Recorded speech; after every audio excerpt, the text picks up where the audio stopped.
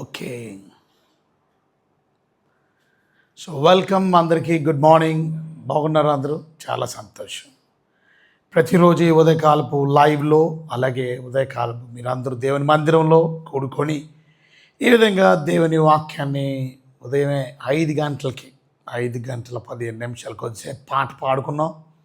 అలాగే దాని తర్వాత కొంచెం వాక్యం మన ధ్యానం చేసుకొని మనం అందరం కలిసి దేవుని వాక్యంలో కొద్దిసేపు మనం పొద్దున్నే లేచి దేవుని వాక్యం విని దాని తర్వాత కొంచెం ప్రార్థన చేసుకొని దేవుని సన్నిధి నుంచి వెళ్ళడానికి దేవుడు మనకి ఇచ్చినటువంటి కృపను బట్టి మనం ఎంతగానో ప్రభువుకు వందనాలు చెల్లించాం. మత్తయి సువార్త 5 అధ్యాయము 1 నుండి 12 వచనాలు నిన్నటి దినం మనం చదువుకున్నాం. ఇవాళ మనం 13వ వచనం నుండి 20వ వచనం వరకు చదువుకునే ప్రయత్నం చేద్దాం. మత్తయి సువార్త 5 అధ్యాయము 13వ వచనం నుండి 20వ వచనం వరకు. మీరు లోకమునకు ఉప్పు అయి ఉన్నారు. ఉప్పు నిస్సారమైతే అది దేని వలన సారం పొందును? అది బయట పారవేయబడి మనుషుల చేత త్రొక్కబొరుటకే కానీ మరి దేనికి పనికిరాదు.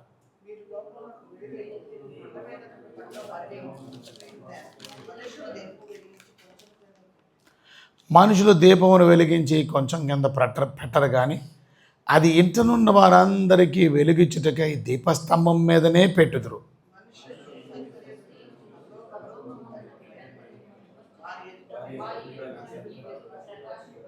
ధర్మశాస్త్రంనైనను ప్రవక్తల వచనములైనను కొట్టివే వచ్చితునని తలంచవద్దు. నెరవేర్చుటకే కానీ కొట్టివేయుటకు నేను రాలేదు.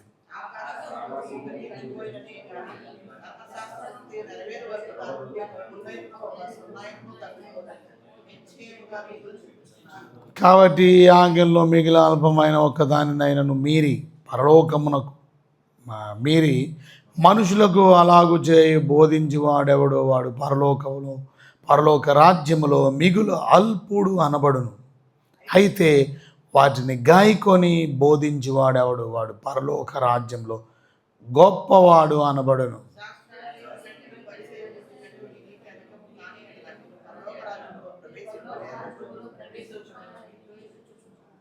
రైట్. కనుక దేవుని వాక్య ధ్యానంలో ఒక క్రిస్టియన్ పీపుల్, యేసు ప్రభు నమ్ముకున్నటువంటి వారు ఎలా ఉండాలి అనేది ఈ అధ్యాయంలో యేసు ప్రభు కొండ మీద చేస్తున్నటువంటి ప్రసంగాన్ని మనం చూస్తున్నాం. అంటే మీరు నేను కూడా ఇలా జీవించాలని దేవుడు కోరుకుంటున్నాడు. కనుక మనకు ఉండవలసిన యాటిట్యూడ్స్, దీన్ని అందుకనే 5వ అధ్యాయంలో మనం చూస్తే 1వ వచనం నుంచి 13వ వచనం లేక 12వ వచనం వరకు దాన్ని బీయాటిట్యూడ్స్ అంటారు. బీయాటిట్యూడ్స్ అంటే అర్థం that should be our attitude. దేవుని బిడ్డలమైన మనం ఆత్మానుసారంగా మనం నడిచేవారుగా ఉండాలి.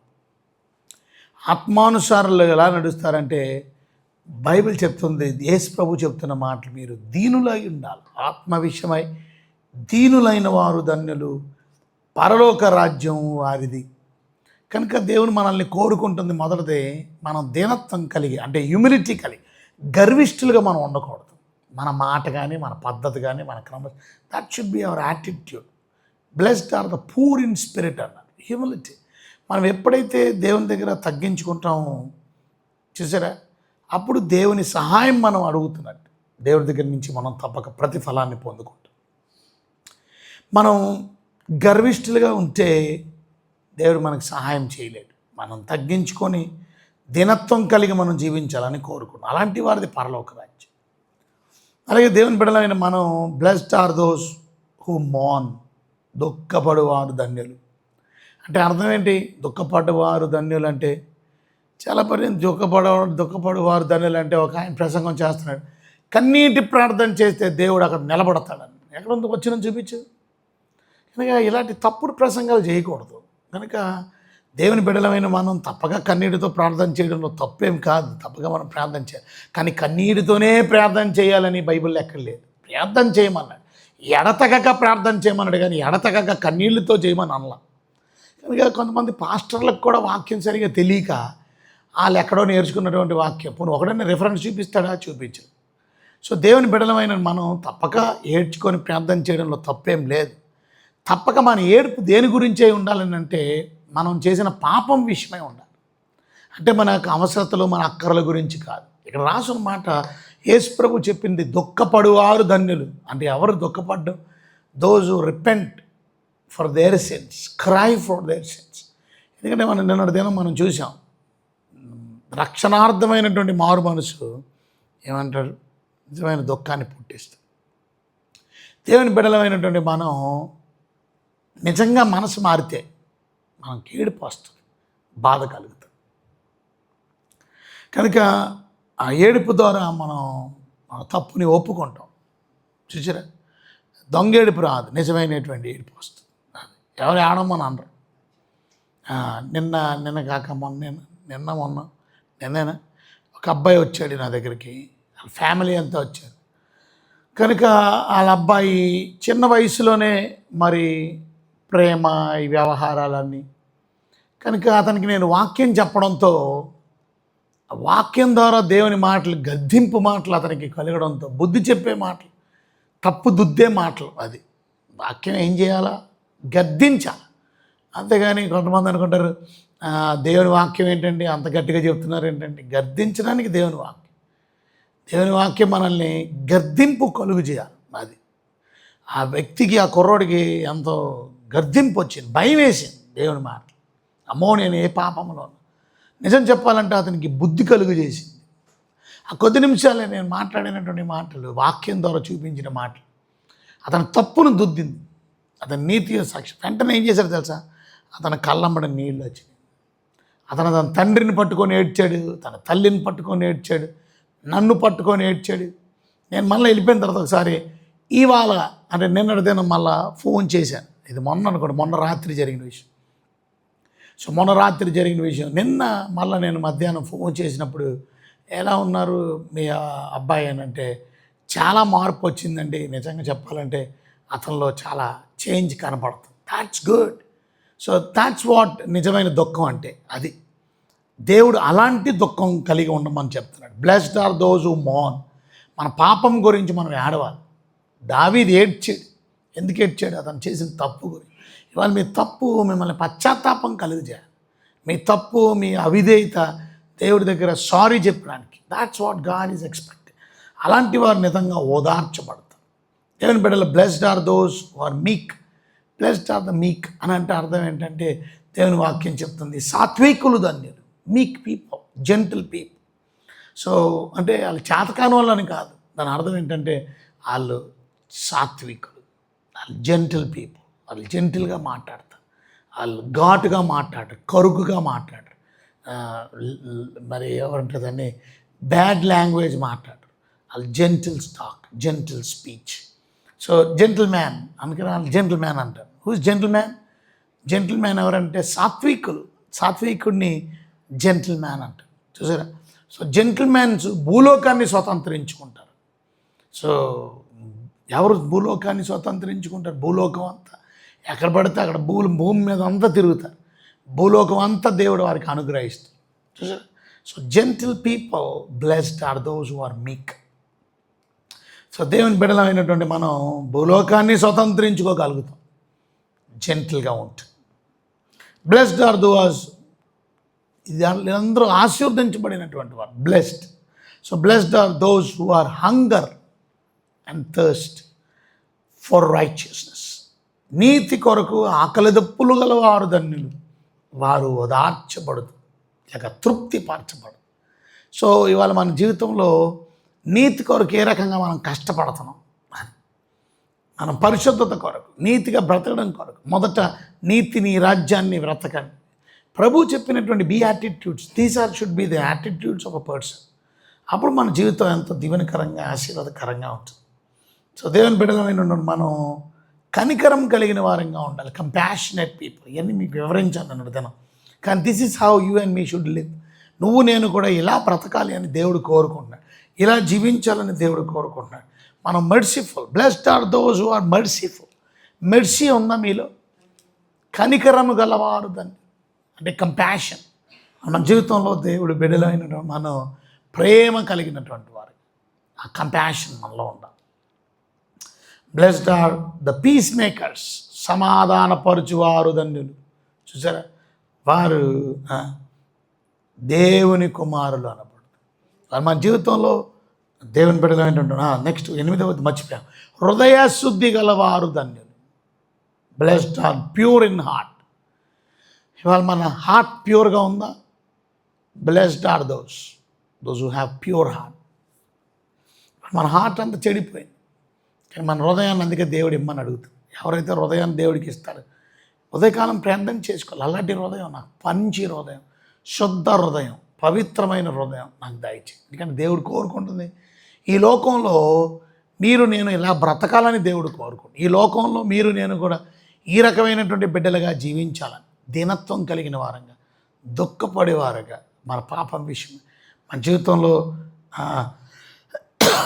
సాత్వికులుగా, జీవితంలో నీతికరుగా, ఆకలి దప్పులు కలివారుగా, మన జీవితంలో మెర్సిఫుల్ కంపాషనెట్ పీపుల్గా, ప్యూర్ హార్ట్, హృదయ శుద్ధి గలవారుగా. ఇంకా మనం చూస్తే మనం పీస్ మేకర్స్గా, సమాధానపరచువారు. దాన్ని దెబ్బలాట్లు ఆడుకోకూడదు. దేవుని బిడ్డలైన మనం సాధ్యమైనంత వరకు అందరితో సమాధానంగా ఉండే ప్రయత్నం చేయాలి. పగ తీర్చుకుంటే నా పని అని చెప్పి, కనుక మన పని కాదు. దేవుని బిడ్డలమైన మనం వెంజన్స్ మన పని కాదు, పగ తీర్చుకున్న మన పని దేవునికి అప్పచెప్పాలి. దేవుని బిడ్డలమైన మనం సాధ్యమైనంత వరకు మీకు హానికి తలపెట్టినటువంటి వారిని కూడా మీరు ప్రేమించాలి. అందుకే మనకు శత్రువులు భూమి మీద ఎవరు లేరు. మనకు ఒకటే శత్రువు, వాడి సైతాన్, అంతే. ఇక మన శారీరమే మన శత్రువు, మన శరీర సోదరులు. ఇక లోకం మన శత్రువు, అంటే లోక ఆశలు మనకు. లోకం అంతే అంటే మనుషులు కాదు, లోకం అంటే లోకంలో ఉన్నవాటి అంటే అర్థం. లోకాశ, నేత్రాశ, జీవపుటంపు, శరీరాశ, నేత్రాశ, జీవపుటంపు. సో ఇది మనం జయించాలి. ఈ మన శత్రువులు అంటే మనుషులు ఎవరు మన శత్రువులు కాదు. సో సాధ్యమైనంత వరకు మనుషులు అందరితో సమాధాన పడాలి. కానీ ఒక సంఘంలోనే వస్తాం, కానీ ఒక సంఘంలోనే ఒకరితో ఒకరు మాట్లాడుకోవాలి, ఒకరికొకరు వందనాలు చెప్పుకోవాలి, ఒకరినొకరు పరామర్శించుకోవాలి, ఒకరికొకరు సహాయం చేసుకోవాలి, ఒకరికొకరు ఉపకారం చేసుకోవాలి. ఇక what kind of love you are showing? ఇవన్నీ గుర్తుపెట్టుకొని బట్టి పెట్టమని కాదు దేవుడు చెప్పేది.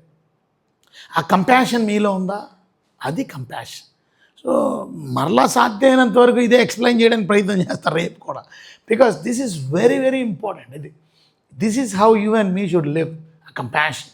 World Vision director, World Vision అనే సంస్థ ఉంది, బాబ్ అనే వ్యక్తి, ఆ సంస్థకి డైరెక్టర్గా ఉన్నటువంటి వ్యక్తి బాబ్ అని, ఆయన ప్రత్యేకంగా ఈ వరల్డ్ విజన్ డైరెక్టర్గా ఉండేవాడు. కనుక ఆయన ఇప్పుడు లేడనుకుంటా, బట్ రీసెంట్గా ఆయన ప్రత్యేకంగా ఆయనకి 3rd గ్రేడ్ క్యాన్సర్, లేక 3rd స్టేజ్ క్యాన్సర్ వచ్చేసి, కనుక ఆయన ఇంకా చివరి క్షణాల్లో లేక చివరి రోజుల్లో ఉన్నాడు. సో ఆ చివరి రోజుల్లో ఉన్న సమయంలో ఆయన అనుకున్నాడు ఏంటంటే, కొంచెం నేను ప్రశాంతంగా, మనశ్శాంతిగా నేను కొద్దిసేపు దేవుని దగ్గర గడుపుతానని ఒక ఐలాండ్కి బయలుదేరి, ఒక ఐలాండ్కి, అమెరికాలో ఉంటాడు ఆయన, కనుక ఆ ఐలాండ్కి బయలుదేరి వెళ్ళి ఐలాండ్లో గడిపి ఆ సముద్ర తీరాన్న కొద్ది రోజులు గడిపి వద్దామని వెళ్ళిన తర్వాత ఆయన ప్రశాంతంగా అక్కడ ఆయన రిసార్ట్ తీసుకున్నాడు. ఆ రిసార్ట్లో సముద్రం దగ్గర ఆయన నడుచుకుంటూ వెళ్తున్నాడు. ఒక ఆవిడ సముద్రం దగ్గర కూర్చొని ఆమె ఏదో ధ్యానంలో, కనుక వెళ్తూ నడుచుకున్నాడు, వాకింగ్ చేస్తాడు.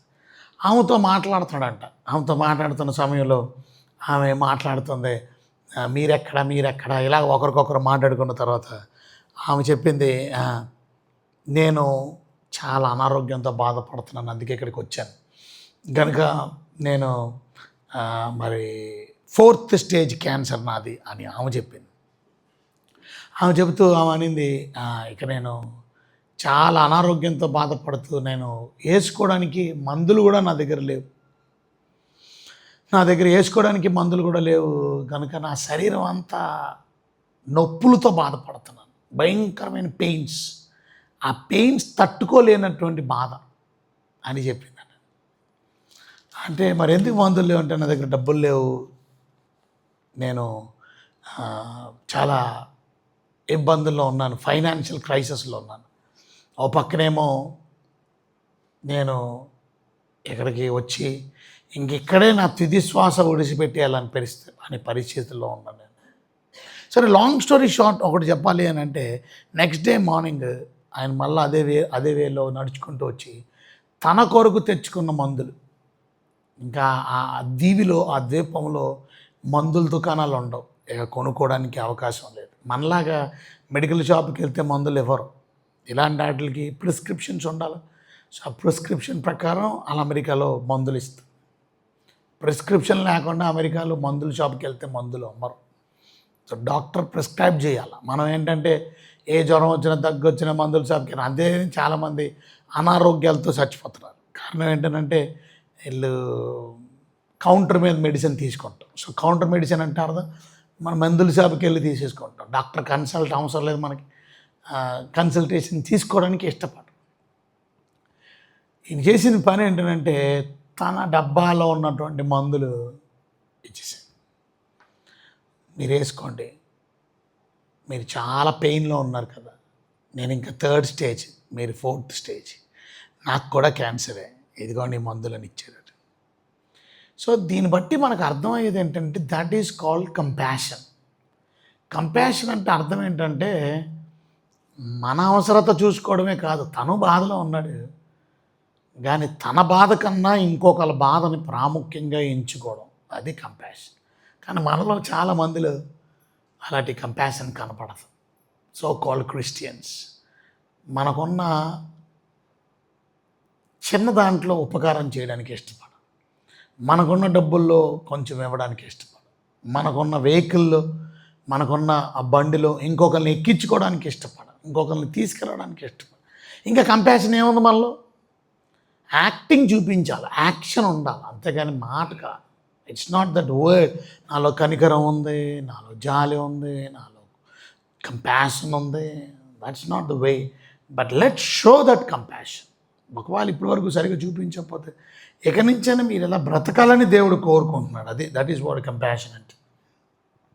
సో దేవుని బిడ్డలైనటువంటి మనం నీతి కొరకు హింసించబడిన వారిగా ఉండాలి. నీతి కోసం, ఇవాళ నీతి కోసం అని 2 సార్లు ఈ బీయాటిట్యూడ్స్లో ప్రభు చెప్పారు. నీతి కొరకు అని మనం 6వ వచనంలో చూస్తాం. ఆకలి దప్పులు గలవారు, నీతి కొరకు ఆకలి దప్పులు గలవారు ధన్యులు, వారు తృప్తిపరచబడుతారు. అది సో నీతి కొరకు. సో దేవుని కొరకు రేపు 7 ఏళ్ళ శ్రమల్లోని భోజనం కూడా దొరకదు. అందుకనే మీకు ముద్ర లేకపోతే కొనడం, ముద్ర లేకపోతే అమ్మడం జరగదు. మీరు ఏదైనా వస్తువు అమ్ముకోవాలనుకున్నా, ఎవడైనా డబ్బులు ఇవ్వాలనంటే ముద్ర కావాలి. మీకు ప్రత్యేకంగా మీరు కొనుక్కోవాలనుకున్నా కూడా మీకు ముద్ర కావాలి. సో బియ్యం కొనుక్కోవాలన్నా ముద్ర లేనిదే బియ్యం వేయరు, కూరగాయలు వేయరు. సో దాని అర్థం చాలామంది ఆకలితో అలమటిస్తారు. ఎందుకంటే యేసు ప్రభువుని నమ్ముకున్నందుకు, యేసు ప్రభు బిడ్డలు అంటే ఆ 7 ఏళ్ల శ్రమల్లో కూడా ప్రభువుని నమ్ముకున్నటువంటి వారు చూసారా, ఇవాళ ఇంకా శ్రమలు అనుభవిస్తారు. నీతి కొరకు నిలబడగలవా? ఆకలి దప్పులు కలిగిన దాన్ని. సో ఆకలితో చచ్చిపోయేవాళ్ళు చాలామంది ఉంటారు, శిరశ్ఛేదనం చేయబడి చంపబడిన వారు. అందుకనే ఆ దినాల్లో ప్రత్యేకంగా నేను ఆకలిగా ఉన్నాను, మీరు నాకు భోజనం పెట్టారు, దప్పిగా ఉన్నాను, మీరు నాకు దాహం ఇచ్చారంటే అర్థం ఎవరో తెలుసా?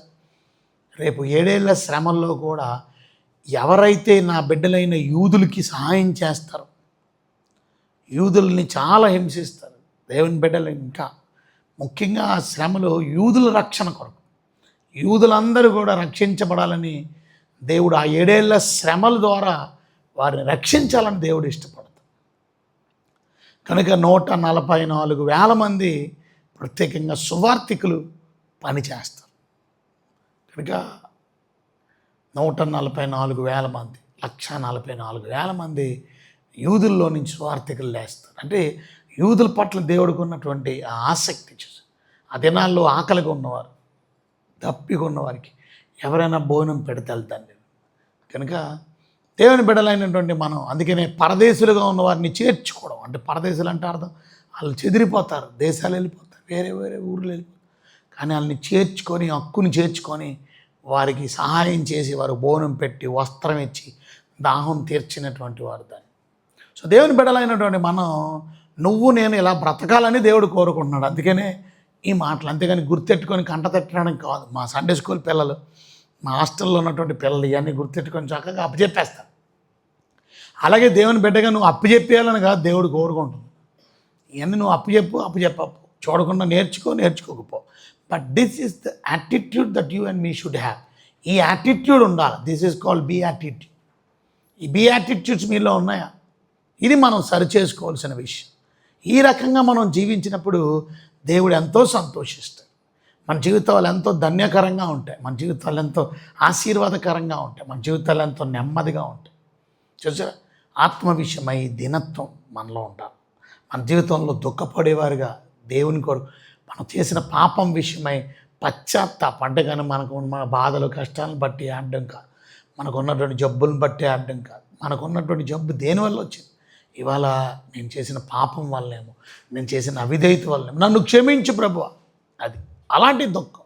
మన పాపం విషయమై మనం ఏడ్చేవారు ధన్యులు. Those are the blessed people. ఈ ఉదయకాలం మనం అందరం ఆశీర్వదించబడిన వారిగా ఉండాలని దేవుడు కోరు.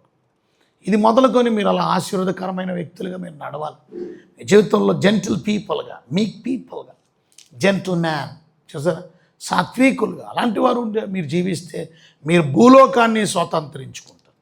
ఇంకా మనం చూసినట్లయితే నీతి కొరకు ఆకలి దప్పులు గలవారు, నీతి కొరకు బ్రతికేవారుగా జీవించి తృప్తిపరచబడు. కనికరము గలవారు ధన్యులు, వారు కనికరం పొందుతారు. హృదయ శుద్ధి గలవారు ధన్యులు, వారు హృదయ శుద్ధి గలవారు దేవుని కుమారులు అనబడదు. ఇంటిగ్రిటీ కలిసి సమాధానపరచువారు దాన్ని. గొడవలు ఆడుకోకండి, మీ ఇంట్లో గొడవలు ఆడుకోకండి, కుటుంబాల్లో గొడవలు ఆడుకోకండి. ఎవరైనా గొడవ ఆడుతుంటే ఆ గొడవని తగ్గించేవారుగా ఉండాలి. అంటే అర్థం ఏంటంటే, అమ్మ గొడవ ఆడకండి, అమ్మ దెబ్బలాడుకోకండి అని సమాధానపరిచేవారు ధన్యులంట. వారు దేవుని కుమారులు అనబడతారంట. చూసారా, మనం సమాధానపరిచేవారుగా ఉంటున్నామా? కనుక సమాధానపరిచేవారు. ఇవాళ భయంకరమైనటువంటి యుద్ధ వాతావరణం అలుముకొని పోయింది. ఈ రాత్రికి యుద్ధం అంటే, రేపు రాత్రికి యుద్ధం అంటే, అలా ఎప్పుడు యుద్ధమో తెలియలేనటువంటి పరిస్థితుల్లో భీకరమైనటువంటి భయంకరమైన యుద్ధ వాతావరణం. ఆల్రెడీ యుద్ధాలు జరుగుతున్నాయి, కానీ ఇంకా భయంకరమైనటువంటి యుద్ధం వేలైతే త్వరలో 3వ ప్రపంచ యుద్ధంగా మారిపోయే పరిణామాలు చోటు చేసుకొని ఉన్నాయి. ఈ నెలాఖరికి అనగా ఇంకా రోజు ఉంది అంతే. ఇవాళ ఆల్రెడీ 27, రేపు 28 అయిపోయింది ఈ నెల కనీసం 30 కూడా ఉండవు. 28 days, 28. రేపటితో ఈ నెల ముగించబడుతుంది. సో కనుక ఈ నెలాఖరి కంటే ఇవాళ లేక రేపు భయంకరమైనటువంటి యుద్ధం జరగడానికి అన్ని ఏర్పాట్లు రెడీగా ఉన్నాయి. సో ఇరాన్ మీద యుద్ధం చేయడానికి అమెరికా మొత్తం షిప్పులు, మొత్తం భయంకరమైన యుద్ధ నౌకలు ఆల్రెడీ స్ట్రైక్ చేసాడు ఇరాన్. ఆల్రెడీ ఇరాన్ నిన్నటి దినం ప్రత్యేకంగా అమెరికా వచ్చినటువంటి పెద్ద యుద్ధ నౌక మీద బాంబు వేశాడు. దాన్ని ఒకవేళ వేస్తే అది ఆ షిప్ ఖరీదు ఎంతో తెలుసా? దగ్గర $1,00,000 అంట. అంత భయంకరమైనటువంటి ఖరీదైన, 1,00,000 కాదు, అన్ని లక్షల ఖరీదైనటువంటి ఆ షిప్. అంటే ఒకవేళ దాన్ని దాన్ని డిస్ట్రాయ్ చేస్తే దాంట్లో చాలా యుద్ధ విమానాలు ఉన్నాయి, ఫైటర్ జెట్స్ ఉన్నాయి. సో ఏదేమైనప్పటికీ దాన్ని మళ్ళా ఆ బాంబుని వీళ్ళు షూట్ చేసి పాడేశారు. దేవుని బిడ్డలంగా మనం ప్రార్థన చేయగలగాలి. సమాధానపరుచువారు ధన్యులు. ప్రభువా, మా జీవితంలో సమాధానం ఉంచండి. అందుకనే ప్రార్థన చేయాలి. ప్రార్థన చేస్తే భూలోకంలో సమాధానం జరుగుతుంది, మన ఇంట్లో సమాధానం దొరుకుతుంది, మన కుటుంబంలో సమాధానం దొరుకుతుంది. ఇవాళ చాలామందికి ప్రార్థన లేకపోవడం వల్ల మీకు సుఖం లేదు.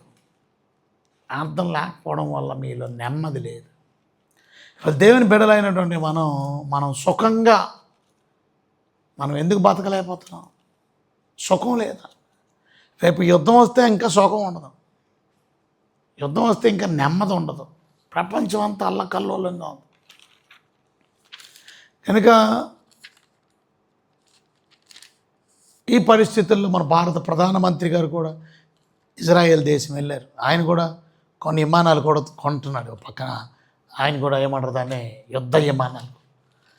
సో ఒక మాటలో చెప్పాలంటే ప్రపంచం అంతా భయంకరమైనటువంటి పరిస్థితిలో ఉన్నప్పుడు ప్రార్థన అనేది మన జీవితంలో నెమ్మదినిస్తుంది, సమాధానపరుస్తుంది, సుఖాన్ని ఇస్తుంది. అందుకనే తిమోతికి రాసినటువంటి పత్రికలో 2 తిమోతి 2వ అధ్యాయం, 1 తిమోతి 2వ అధ్యాయం, 1 తిమోతి 2వ అధ్యాయం 1వ వచనం మనం చదివితే, మనం సంపూర్ణ భక్తియు మాన్యతను కలిగి నెమ్మదిగాను సుఖముగాను బ్రతుకు నిమిత్తం అన్నిటికంటే ముఖ్యముగా మనుషులందరి కొరకు, చూసారా, రాజుల కొరకు, అధికారుల కొరకు విజ్ఞాపనలను, ప్రార్థనలను, యాచనలను, కృతజ్ఞతాస్తుతులను చేయవలనని హెచ్చరించుచున్నాను.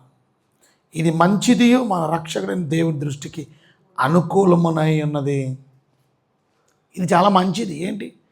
మనుషులందరి కొరకు ప్రార్థన చేయండి. రాజుల కొరకు, ప్రైమ్ మినిస్టర్స్, ప్రెసిడెంట్స్ కొరకు ప్రార్థన చేయండి. Are we praying for president Trump? Are we praying for president America దేశం ప్రెసిడెంట్ కోసం, ఇజ్రాయెల్ దేశం ప్రధానమంత్రి కోసం, ఇండియా దేశం ప్రధానమంత్రి కొరకు ప్రార్థన చేస్తున్నాం? రాయబడి ఉంది, రాజు కొరకు ప్రార్థన చేయమనల్లా, రాజుల కొరకు, అందరి కొరకు ప్రార్థన చేయాలి. రాజుల అందరి కొరకు. ఈ దినాల్లో మనకి రాజులు లేరా? ఉన్నారు. వాళ్ళే ప్రైమ్ మినిస్టర్, వాళ్ళే ప్రెసిడెంట్లు, దేశాన్ని ఏలే వాళ్ళు రాజులు. మరి ప్రార్థన చేయమంటాడు. ఎందుకు? మనుషులందరి కొరకు, రాజుల కొరకు మనం ఎందుకు ప్రార్థన చేయాలి? అధికారుల కొరకు ఎందుకు విజ్ఞాపనం చేయాలి? ఎందుకు ప్రార్థన చేయాలా? రాసి ఉంది, మనం సంపూర్ణ భక్తి మాన్యత కలిగి 2వ అధ్యాయం 1వ వచనం, నెమ్మదిగాను సుఖముగాను బ్రతుకు నిమిత్తం. అది ఇవాళ వాళ్ళ కోసం ప్రార్థన చేయడం మనకు టైం ఎక్కడ ఉందండి? వాళ్ళ కోసం నువ్వు చేస్తే అప్పుడు నువ్వే సుఖంగా బతుకుతావు. మనుషులందరి కొరకు నువ్వు ప్రార్థన చేస్తే అప్పుడు నువ్వు నెమ్మదిగా బ్రతుకుతున్నావు. ఇది వాళ్ళ కోసం చేయడం మాత్రమే కాదు, నీ కోసం కూడా చేసుకుంటున్నావు. ఎందుకంటే నువ్వు ప్రార్థన చేయడం వల్ల మనుషులందరి కొరకు, నువ్వు ప్రార్థన చేయడం వల్ల రాజులందరి కొరకు, నువ్వు ప్రార్థన చేయడం వల్ల అధికారులందరి కొరకు నువ్వు సుఖంగా బ్రతుకుతావు, నువ్వు నెమ్మదిగా బ్రతుకుతావు. అది దేవుని బిడ్డలమైనటువంటి మనం ప్రార్థన చేయాలి.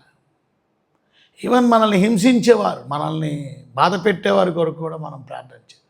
అదే మనం మత్తయి సువార్త 5వ అధ్యాయం మనం చూస్తాం 10వ వచనంలో, నీతి నిమిత్తం హింసించబడిన వారు ధన్యులు, పరలోక రాజ్యం వారిది. చూశారు? నా నిమిత్తం జనులు మిమ్మల్ని నిందిస్తారు, హింసిస్తారు, మీ మీద అబద్ధంగా చెడ్డ మాటలల్లో పలుకున్నప్పుడు మీరు ధన్యులు.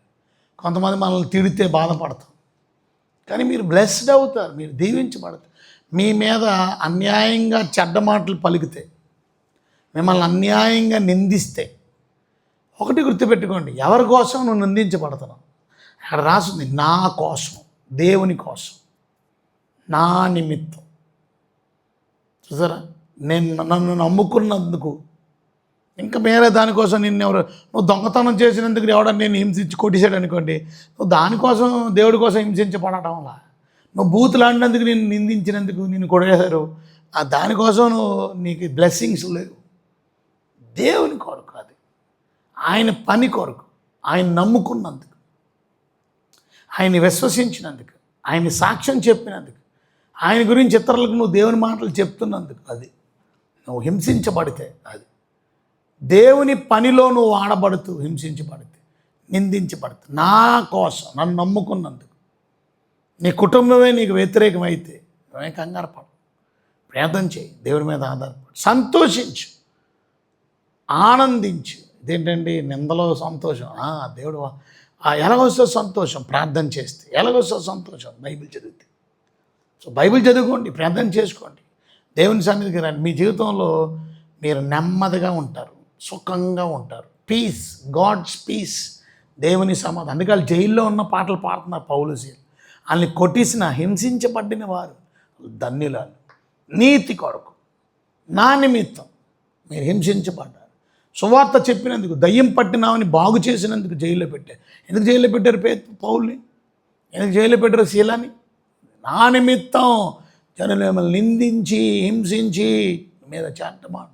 ప్రభు కొరకు అలాంటి హింస పొందుతున్నావా? ప్రభు కొరకు అలాంటి నిందలు అనుభవిస్తున్నావా? ప్రభు కొరకు అలాంటి అవమానాలు, చెడ్డ మాటలు అనుభవించగలుగుతున్నావా? You are blessed. పరలోక రాజ్యంలో మీ ఫలం అధికమవుతుంది. సో దేవుని బిడ్డలైనటువంటి మనం ఇలా బ్రతకాలి. ఇది ఇంకా ఇంకా చదువుకోండి. ఇవాళ ఇంటికి వెళ్ళిన తర్వాత కూడా దేవుని బిడ్డలు మనం ఎలా బ్రతకాలో ఇంకా కొంచెం ముందుకెళ్తే మనం 13 వచనం, మీరు లోకమునకు ఉప్పై ఉన్నారు. అది ఉప్పు నిస్సారమైతే దేనివల్ల సారం పొందును? అది బయట పారవేయబడి మనుషుల చేత త్రొక్కబడుటకే కానీ మరి దేనికి పనికిరాదు. అది మీరు ఉప్పులాగా ఉండాలి. దేవుని బిడ్డలైనటువంటి మనం ఈ లోకానికి ఉప్పులాగా ఉన్నాం మనం. Are you salt this world? Salt ఏం చేస్తుంది చూసారా? సాల్ట్ చాలా very very very important. Purifies, preserves. Salt ఏం చేస్తుంది? చాలా పనులు చేస్తుంది. Salt is antibiotic. ఉప్పు అనేది యాంటీబయాటిక్గా కూడా పనిచేస్తుంది. ఉప్పు వల్ల చాలా చాలా చాలా అది కనుక సాల్ట్ అనేది పాడవకుండా కాపాడుతుంది. వాళ్ళు దేవుని బిడ్డలైనటువంటి మనం ఈ పాడైపోయినటువంటి లోకంలో చూసారా, పాడవకుండా కాపాడడానికి ఒక ఉప్పులాగా నువ్వు జీవించగలుగుతున్నావా? అది ఆల్రెడీ లోకం పాడైపోతుంది, చెడిపోయింది, పాపంలో ఉంది. సో దేవుని బిడ్డలైనటువంటి మనం ఆత్మీయంగా చెడిపోయినటువంటి, ఆత్మీయంగా పాడైపోయినటువంటి లోకానికి నువ్వు ఏ రకమైన ఉప్పుగా ఉన్నావు? అది నువ్వు ఏ రకంగా రుచికరంగా ఉన్నావు? ఏ రకంగా దేవుని బిడ్డలు లోకానికి మాదిరికరంగా ఉన్నారు? అది ఇవాళ రుచినివ్వగలిగేవారుగా, లోకానికి రుచినివ్వగలిగేవారు, టేస్ట్నివ్వగలిగేవారు ఉన్నామా? మనం నిస్సారమైన ఉప్పుగా ఉన్నావా? సారం లేని ఉప్పుగా ఉన్నాం. ఉప్పు ఒకవేళ టేస్ట్ ఇవ్వకపోతే అది ఎందుకు పనికి వస్తుంది? అది బయట పారేస్తాం. మనుషులు తొక్కడానికి పని చేస్తాం. మనుషులు తొక్కుకొని వెళ్ళిపోతారు. దానివల్ల ఉపయోగం లేదు. సారం అయినటువంటి ఉప్పు, టేస్ట్ఫుల్. ఇవాళ మన జీవితం ఎంత టేస్టీగా ఉంది. అది సో దేవుని బిడ్డలం మనం పిలువబడింది ఈ లోకానికి ఉప్పులాగా ఉండడానికి, పాడైపోయినటువంటి ఈ లోకానికి, అవిధేయత చూపిస్తున్న లోకానికి, దేవుని మాట వినలేనటువంటి ఈ లోకానికి. నువ్వు మాట వింటూ, నువ్వు మాటకు లోబడుతూ ఇతరులకి ఏ రకంగా మాదిరిగా ఉన్నావు, ఏ రకంగా వారికి ఉప్పులాగా టేస్ట్ఫుల్గా ఉన్నావు, ఆత్మీయంగా చెడిపోయినటువంటి లోకానికి ఏ రకమైన మాదిరిని కనుపరుస్తున్నావు. సో దేవుని బిడ్డలైనటువంటి మనం అది ఆ చిన్న ఉప్పు ఎంత టేస్ట్ ఇస్తుందో. ఇవాళ పెద్ద ఉప్పు ఎక్కర్ల, చిన్న పించ్, కొంచెం చిటికెడు అని అంట. చిటికెడు ఉప్పు ఆ కూరక, చిటికెడు చూసారా, ఎక్కువే ఒక్కర్ల, మళ్ళీ ఎక్కువే ఆ చిన్న టేస్ట్. ఏ రకమైన టేస్ట్గా ఉన్నావు, ఏ రకంగా నువ్వు డిఫరెన్స్ తీసుకొస్తున్నావు, ఏ రకంగా నువ్వు ఎఫెక్టివ్గా ఉన్నావు. అది ఇవాళ క్రిస్టియన్స్ ఇవాళ మాటలు కూడా బాగలే. మన మాటలు ఉప్పులాగా ఉన్నాయా? ఉప్పు వేసినట్లు ఎంతమంది మాటలు రుచికరంగా ఉన్నాయి? మీ మాటలు రుచికరంగా ఉన్నాయా? అది దేవుని బిడ్డలు అది ఉప్పుగా ఉండమని అంటే. అంతేగాని మనం దెబ్బలాటలు ఆడేవాళ్ళుగా, గొడవలు ఆడేవారుగా, ఇంకా దెబ్బలాటలు పెంచేవాళ్ళుగా అది ఉప్పు కాదు. అది ఉప్పు రుచి. మన కన్వర్జేషన్ చూడండి, కొలసీలకు రాసినటువంటి పత్రికలో దేవుని వాక్యం 4వ అధ్యాయం 6వ వచనంలో మనం చూస్తే, కొలసీలకు రాసిన పత్రిక 4వ అధ్యాయం 6వ వచనం చూడండి, చదవండి.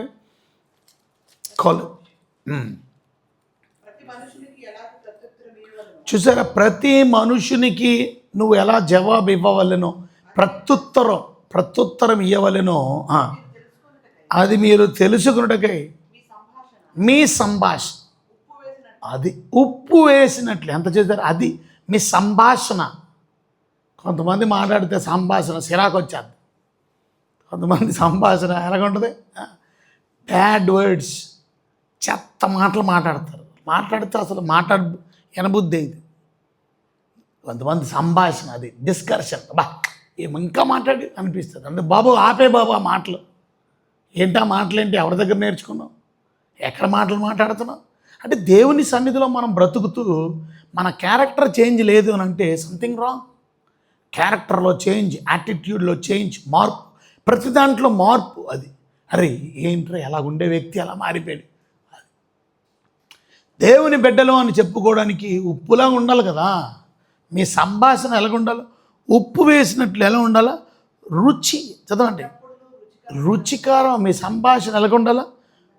ఎల్లప్పుడూ రుచికరంగా, కృపాసహితంగా ఉండనీయుడి. ఇది మీ లోకానికి అలాగ ఉన్నారా? అందరితో అలా మాట్లాడాలి.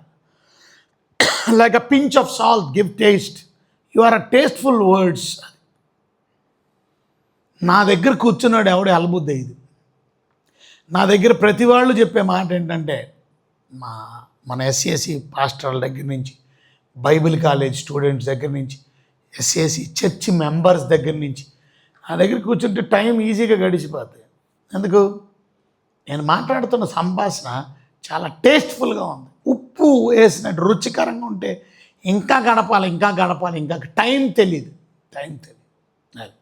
ఇవాళ మన మాటలు రుచికరంగా ఉన్నాయా? ఎవరితో మాట్లాడుతున్నా? నీ బిడ్డలతో మాట్లాడుతున్నా, నీ కోడలతో మాట్లాడుతున్నా, నీ అల్లుడితో మాట్లాడుతున్నా, చుట్టాలతో రుచికరమైన మాటలు. అది యు డోంట్ బీ. నీ మాటలు బాణాల్లో పొడవకూడదు, సూదుల్లో గుచ్చుకోకూడదు. నీ మాటలు సొవ్వల్లా పొడిచేయకూడదు. రుచికరంగా. ఇవాళ నీ మాటలు రుచికరంగా ఉన్న మీ అత్తగారిని చాలా గౌరవిస్తున్నావా? మీ మామగారిని చాలా గౌరవిస్తున్నావా? మీ తల్లిదండ్రుల్ని గౌరవిస్తున్నావా? మీ అమ్మా నాన్నని గౌరవిస్తున్నావు, మీ పిల్లల్ని ఎనీవన్ రెస్పెక్ట్ వన్ అనదర్. తల్లిదండ్రులు పిల్లల్ని చాలా, అందుకని పిల్లలకు కూడా కోపం రేపకండి, వాళ్ళని చక్కగా పెంచండి. అది ఇవాళ పిల్లల కోసం చాలామంది తల్లిదండ్రులు వర్క్ చేస్తున్నారు, హార్డ్ వర్క్ చేస్తున్నారు, కష్టపడుతున్నారు, డబ్బులు సంపాదిస్తున్నారు, కానీ పిల్లల దగ్గర కొద్ది నిమిషాలు కూడా గడపరు. లవ్ ఎక్కడ దొరుకుతుంది? అప్పుడు నువ్వు సంపాదించిన డబ్బులు కాదు main important. Spend some quality time with your children. పిల్లల దగ్గర కొంత సమయం గడపండి, కుటుంబం దగ్గర కొంత సమయం గడపండి. దట్ ఈస్ హౌ ఆ లవ్ అనేది. చూసారా, దేవుని బిడ్డలైనటువంటి మనం ఉప్పు వేసినట్టు మన స్పీచ్ కూడా అలా కృపాసహితంగా, గ్రేషియస్, కృప, అది gracious speech, seasoned with salt. అర్థం మనకి రుచికరంగా, కృప కలిగినటువంటి మాట. మార్కు సువార్త 9వ అధ్యాయం 50వ వచనం మనం చదివితే, మార్కు సువార్త 9వ అధ్యాయము 50వ వచనం. చూసారు, ఉప్పు మంచిదే కానీ ఉప్పు నిస్సారం అయితే అది దేని వలన సారం పొందుతుంది. కనుక దేవుని బిడ్డలైనటువంటి మనం నిస్సారమైన ఉప్పుగా ఉండకూడదు. మీలో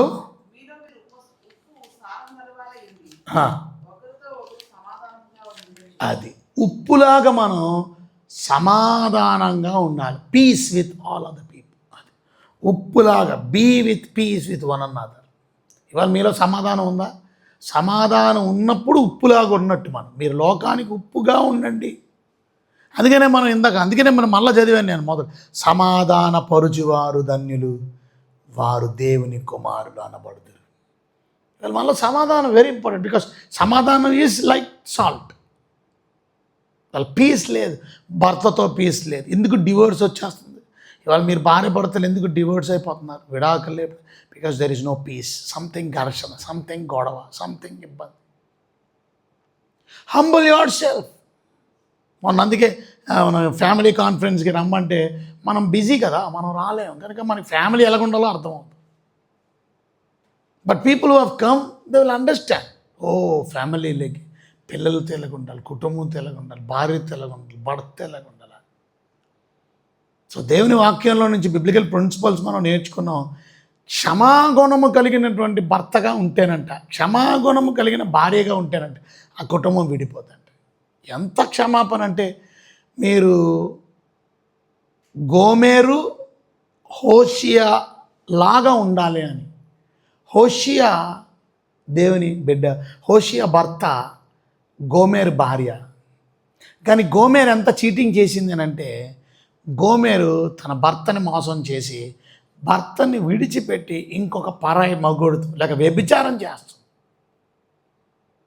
వ్యభిచారం చేస్తున్న స్త్రీని లేక వ్యభిచారం చేస్తున్నటువంటి తన భార్యని మరలా చేర్చుకోవచ్చా?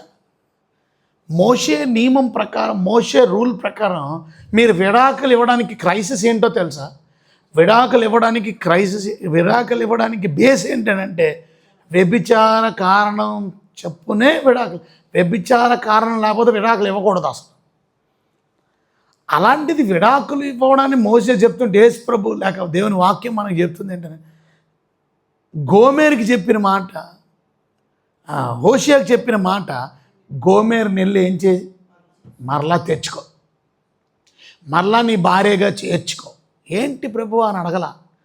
చెప్పిన మాట ప్రకారం హోషియా వ్యభిచారం చేసినటువంటి తన భర్తని మోసం చేసి చీటింగ్ చేసినటువంటి ఆ భార్యని మరలా తన భార్యగా చేర్చుకోవడం. That is called forgiveness. అది పీస్, అది సమాధానం. ఉప్పు లాంటి వ్యక్తి మాట ఎవరు? హోషియా. సమాధాన పడ్డ. తప్పు చేసిన తన భార్యను, తప్పు చేసిన భర్తని కెన్ యూ ఫర్గివ్? ఇంకా అలాగుంటే విడాకులు ఎందుకు వస్తాయి?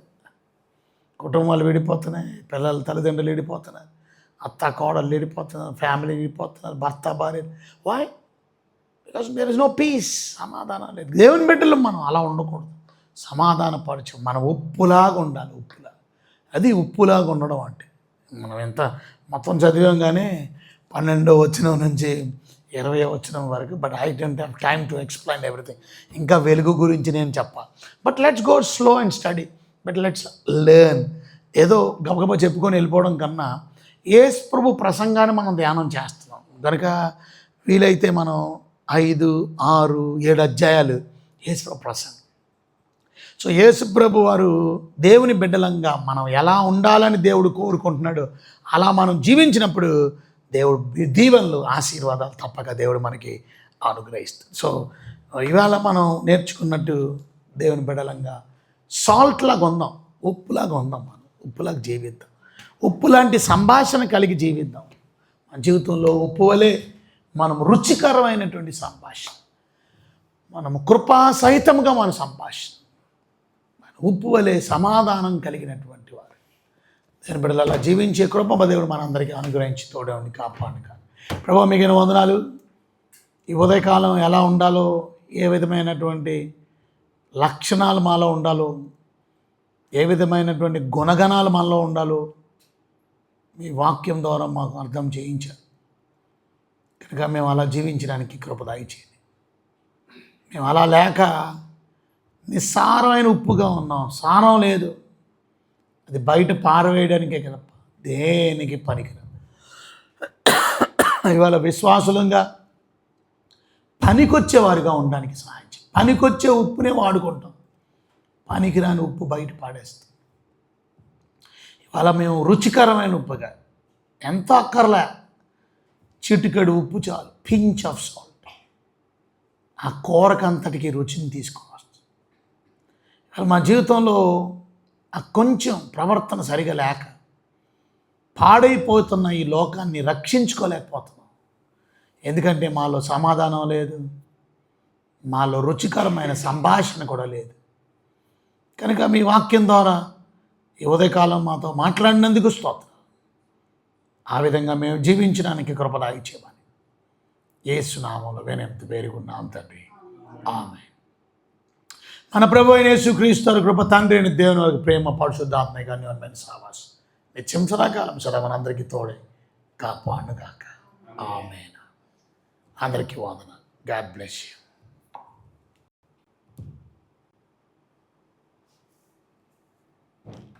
ఏయో విషయాలు మీరు చేయక్కర్లేదు, ప్రార్థన